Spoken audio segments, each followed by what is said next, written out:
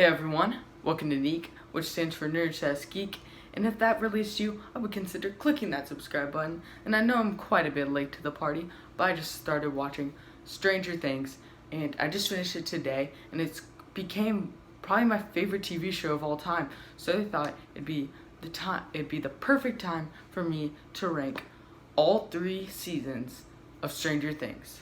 So let's get started. Hey guys, I got one last thing to say before I start talking about Stranger Things, and that is I started a second channel called Neek Compilations, which is basically just where I'm going to do compilation videos about different movie and TV stuff. So, like, I have a couple videos on there already.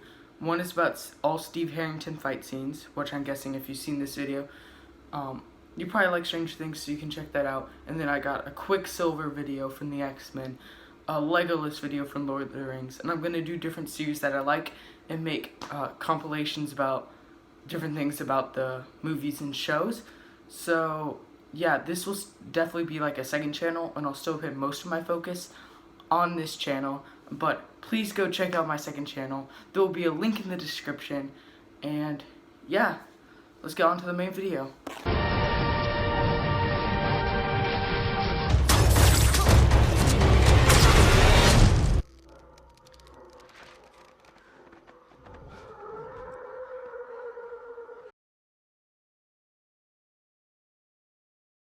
Coming in at last place is season 2, and I still like this season a lot. There's lots of stuff I like about it. So the main thing I didn't really like is it kind of starts off slow at the beginning. There's not really much in the first couple episodes. It's just like, oh, there's something, the pumpkins died, and Will's having some flashbacks. That's really the main like big mystery stuff, and then you also get to catch up with the characters and introduce a new character, but it's not fully like really into the story. Then like you have Dustin befriends the mini like Demogorgon, but then it doesn't really pick up till like episode 4 or 5, and once it gets there, like especially episode 6, 8, and 9 I thought were amazing. They were the 3 of my favorite episodes, but getting there it started off quite a bit, just quite a bit slow, but not too bad. So yeah, and then Steve was probably one of my least favorite characters in the first season, and somehow they turned him into probably one of my like 2 favorite characters in the entire series. And it's just crazy how they're able to do it, turn him from this like jerk high school guy. He's like the high schooler, he's like jerk and thinks he's cool, but in this season he gets dumped by Nancy, and then he kind of befriends Dustin, which I thought was a great dynamic. You get the like both of them kind of liked someone who did got their hearts broken by a girl, and you see the talking with them, and then he becomes the babysitter for all of the kids. I thought that was great. You see him and he gets to be heroic. He gets to fight the Demodogs. He gets to have those funny moments too. So he went from one of my least favorite characters, one of my favorites in this season. And yeah, talking about what I was talking about, the Steve and Dustin relationship, I just loved it. I loved their like friendship. I was not expecting it at all, but I loved that they did it. Yeah, so Dustin was also just great in this season. You kind of get mad at him a little bit with Dart, like that he doesn't tell him, but you still gotta love the guy. He's hilarious, and he's just Dustin. And then Bob, I feel like, was a nice addition to the series. He of course is Sean Astin, who is he's Samwise Gamgee in Lord of the Rings, and I feel like he brought this like innocence to the character really well, because he's dating Joyce, who's in a not so normal family, but he's like just your average guy, and I feel like it put a nice dynamic with him and the rest of with the Byers. And then of course it was really sad when he died. Yeah, and pretty gruesome. Next, Will wasn't really in season 1 that much because he was kind of just the one who was lost. But this season, I thought he was amazing. He's kind of getting possessed and stuff. Noah Schnapp, I think that's how you pronounce it, did an amazing job at acting. It was crazy. This dude should have gotten an Emmy nomination. He didn't, but it was phenomenal acting. He really seemed like he was being possessed and stuff. It's kind of scary how good it was. And then Hopper and Elle was another like relationship that I wasn't really expecting to form in the second season, but I felt it was good because it's Hopper. Of course, he lost his daughter, and it's like his second chance of having a kid, and then it's Elle's closest thing to a normal life she's had. And I thought it was a great dynamic, even though Hopper's not really the best parent at times. Yeah, but I thought that was a new dynamic that I wasn't expecting, and yeah, I liked it. Also, just again, lots of stuff that continued from the first season with like great suspenseful moments. You don't know what's gonna happen. The action, there's more action than the first season, and I thought it was really cool. Like especially in the last couple episodes, you got like Hopper like shooting all the Demodogs, and then like they had to run out of the building in the other scene, the junkyard scene with Steve fighting them. I thought it was really cool, and the CGI has gone better, probably because this season now has a bigger budget, which makes sense. But yeah, they were able to do a lot more because they got bigger budget, which I thought was cool. Then again, the cinematography was great, and it had quite a bit of funny lines. So yeah, it's just pretty good season. And then the other, I really only have one like big negative. I have one kind of other smaller complaint. Just Billy, like I didn't really like him. Of course, you're not supposed to like him. That's kind of the point. But I feel like he went a little overboard of just how bad he was. Like it was kind of unrealistically evil for just a high schooler. And then episode 7, that knocks down the season quite a bit of what I liked. That just felt thrown out there. Episode 7 is episode where Eleven goes with the like other person who has the powers and stuff. It was just kind of weird. So they kind of start off the season with her. I'm like, where are they going with that? And they kind of set it up, and it's just an episode. It's just Elle is our only main character there, which kind of gets rid of the group dynamic that we're used to. It's non-Hawkins. It's in like this city. It's with tons of new characters that I really like. It's just kind of like they're trying to make Elle like become like more bad, and like it just didn't leave a good taste in my mouth and isn't what I wanted from Stranger Things. So that kind of bumps down season 2, but still a great season overall. Coming in at number 2 is Stranger Things season 1, and when I saw this, I did not think that any season of Stranger Things would be able to beat this, but it does. It's just an original TV show. Like there hasn't really been any TV shows about like this. Of course, like it's kind of about the 80s. It takes place in the 80s. So of course I didn't grow up in the 80s. I don't know. So the nostalgia didn't really pull for me. But it really seemed like, from what I know of the 80s, and my dad has told me, like it really took you into the time period of the 80s. Yeah, and this show kind of came out of nowhere. There wasn't really anything like this before, and then all the kids actors and just all the kids are amazing. The kids seem like real kids you could know. Like I wouldn't really be surprised if like some of the kids from it like went to my school.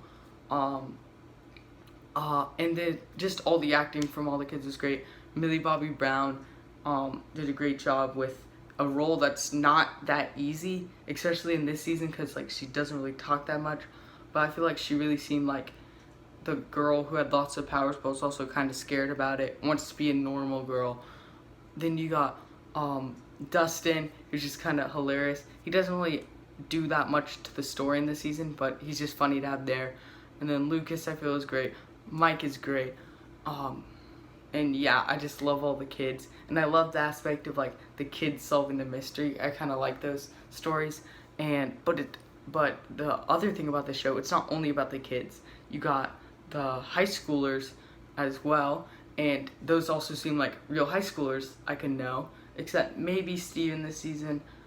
He's probably a little too much, and just like a stereotypical high school jock.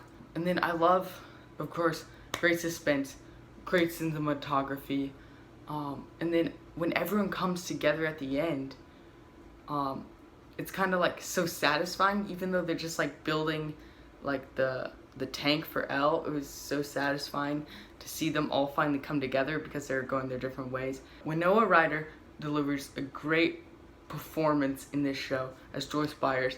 She totally seemed like the mom who's scared for her son, who's kind of gone crazy. She put in a great performance. And then Hopper was another great character. At first he just seemed like your stereotypical like cop in these TV shows, like he won't believe them, that there's like some other greater mystery and stuff, and he kind of just wouldn't care. But then he ends up actually looking into the mystery, and kind of having to solving parts of it while other people solve other parts, and that's what makes them coming together so satisfying. So I thought, and David Harbour was great in the role. I can't wait to see him Black Widow, by the way. So yeah, season 1, there's really not that many big complaints. A small complaint is just like Nancy is a horrible person in this season. Like, well, not like horrible, but she's like a bad person in this season. Like some of the decisions and stuff she does, except they make it seem like she's a goody two shoes, and and like she's not, but they just tell us that even though they don't show it. So that kind of bothered me some. But yes, Stranger Things season 1 is a great season, and I thought it would be the best. But coming in at first place is Stranger Things 3. So yeah, so this season has a lot more action in it, which I'm a big action fan, so I kind of like how they're adding it in. You have like Hopper having to fight the Russian dude, and just like more fights with the monsters, like the hospital fight. I just thought that scene was great. The hospital scene, it had like the suspense and stuff I needed, but also the cool action.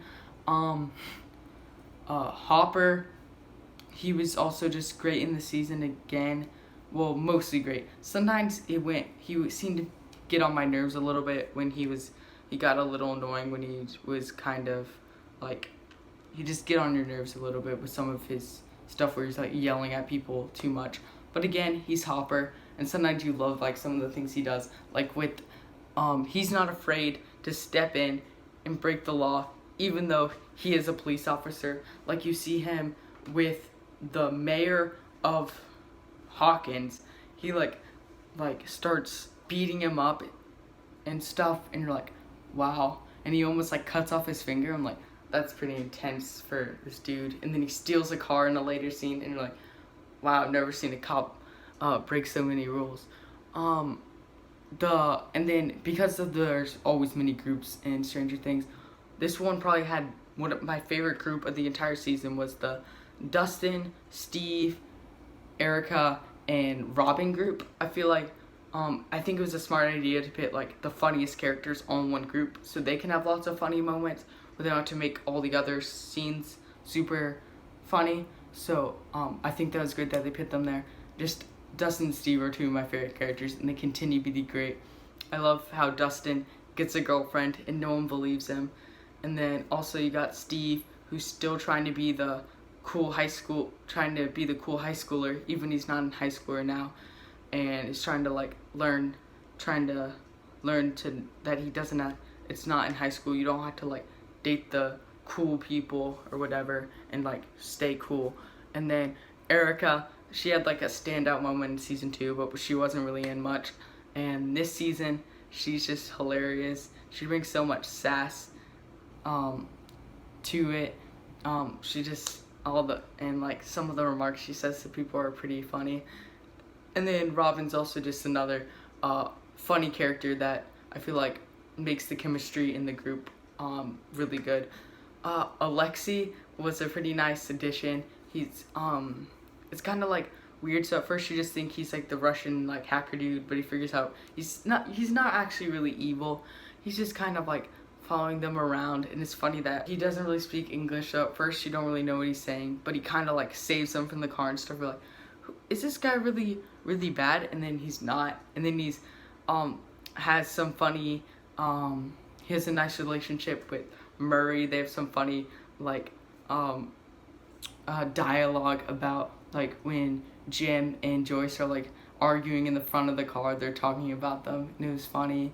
And then you see him at like the fair, like, it's not rigged. And then of course he dies, and yeah, it's pretty sad.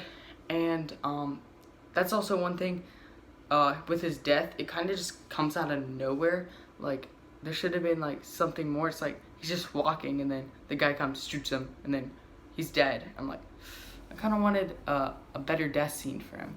But anyway, also it had some themes about growing up and stuff with the kids, and I felt like you had some nice dynamics with it. Will just wants to still be like playing the D&D in the basement, and all the other kids are getting girlfriends and stuff, and then they have girl troubles with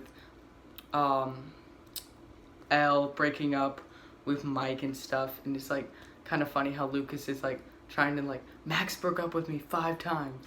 I thought that was funny. And then just the production design has gotten, the production design in the first season was good, but the scale it's now is just like amazing how they're able to make the Starcourt Mall look like turn it into an 80s mall. I don't know how much that would have cost. And then even like the scope of it is a lot bigger. You have like obviously just like a giant monster and stuff, and this is something, lots of the stuff they would not be able to do in the first season with the budget that they had then. And then also just, I kind of mentioned him a little bit, but Murray was a lot better this season. In the second season he just shows up in like 2 episodes, doesn't really do much, but in this season he has a pretty prominent role, and he's just kind of funny in it, and he doesn't do a lot, but you just kind of like the guy. I also like how you have a human and monster antagonist in this season. You had that with the first season with like the lab people and the Demogorgon, and now you have the monsters thing and the Russians. But that was something that was missing in the second season, so I'm glad they brought it back. They found out something to do with Joyce with Will not being in danger, because I was kind of like, what is Joyce gonna do if Will's not in danger? And they have a nice, and I really like her and Hopper's relationship. It's just really sad when he dies. But is he dead? And then yeah, the finale, the last episode, it's like the longest episode. It's 1 hour and 17 minutes, the longest. I thought this was probably my favorite episode of Stranger Things. I thought it was just amazing. You got the cool, you got tons of payoffs. You see Susie's actually real. You have like a funny moment where they're like have to sing the song, and then you got some cool action. You get see Hopper fighting the Russian dude that he's fought a lot, but he finally wins. You see the like all the like suspense thriller stuff with the monster, and they're all like hiding with the monsters about to find the guys. And then you see like and it was awesome when they're like fighting with the fireworks. I thought it was just like really cool to see. And also it was very like heart-wrenching. There's of course with Hopper dying, and Billy actually gets like a sacrifice, which like kind of makes you care for Billy for once. And yeah, it's just like, and then of course they move and stuff, and the whole ending with Hopper's reading the note is just really sad. But like, I feel it's just a great ending to a great season. But to move on to some negatives, just the beginning was pretty slow. The first episode's just all set up like, here are our characters now. The second episode like does a little to the story, but not really. And then like it takes quite a while for it to get started off in the story, and once it does, it's really good. But like the first couple episodes still are pretty slow. I feel like they could have paced it a little better. Also with Billy's sacrifice, there's one thing that I think it didn't fully work because Billy in this season. So basically, Billy is only actually Billy for like the first episode, and then like right before he dies, because it's like he was normal Billy, he becomes a possessed Billy, and then for some reason, and then he has to like act him out, and he has a redemption, but it's not really a redemption from like doing the evil stuff because it wasn't his choice. So is it kind of just like a redemption of just being a bad person by dying? So I wish you could have actually spent more time with actual Billy in this season to make that payoff better of him dying. And then also, basically, when I was watching this, you basically know the entire, like, there's not really the mystery element of what you don't really know what's happening. So they start off, and right away you learn there's Russians, and pretty soon you figure out they're in the, it's pretty easy to figure out they're in the mall. So that's already kind of like, you don't figure out at the same time of those characters, it's kind of there already at the beginning. And then you already know Billy is the one possessed, and you know the other people are getting possessed. So there's never like a moment where you see a character and you're like, are they acting differently? What's going on? And you don't know they're possessed. You obviously know they're possessed in the scenes. So there's like no real mystery. There is for the characters, but not really that much for you. So that's kind of a little disappointing. I mean, there still is some stuff that you don't really know at the beginning, but I feel like there could have been more mystery. So season 3 is my favorite season of Stranger Things, but they're all great seasons. So yeah, so that is my ranking for all 3 seasons of Stranger Things. Comment down below how you would rank the Stranger Things season if you've seen them. Please like and subscribe, and keep watching Neek.